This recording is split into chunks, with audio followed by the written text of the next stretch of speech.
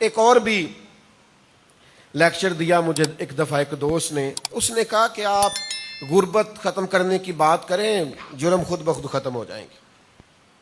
آپ ہر روز اصلاحی تقریریں کرتے ہیں، لیکچر دیتے ہیں، جگہ جگہ جاتے ہیں، ملکوں گھومتے ہیں، اتنا بڑا میڈیا سیٹ اپ، مختلف جگہوں پہ بات سننے کا موقع ملتا ہے، آپ غربت ختم کریں، گناہ ختم ہو جائیں گے۔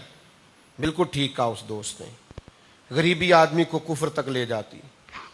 خانقاہوں میں تربیت سے پہلے غربت ختم کرنے کی بات کی جائے، لوگوں کو دین کی طرف راغب کرنے سے پہلے جرم ختم کرنے کی بات کی جائے، تو میں نے ان سے کہا کہ اگر غریبی کی وجہ سے سارے گناہ ہوتے ہیں تو یہ بعض 22 گریڈ کے آفیسر سر سے پیروں تک رشوت میں کیوں ٹھپے ہوئے ہوتے ہیں؟ اس کو تو کوئی غریبی نہیں ہے، یہ کیوں گناہ کرتا ہے، یہ کیوں رشوت کھاتا ہے، یہ تو غریب نہیں ہے۔ یہ کس طرح لوگوں کو لوٹتا ہے، یہ جو لین دین کر کے اور پلاٹنگ کر کے اور مال کماتے ہیں، کروڑوں روپے کے مالک کے پہلے سے لوٹ کے نکل جاتے ہیں، یہ تو غریب نہیں ہے، یہ کیوں جرم کر رہے ہیں؟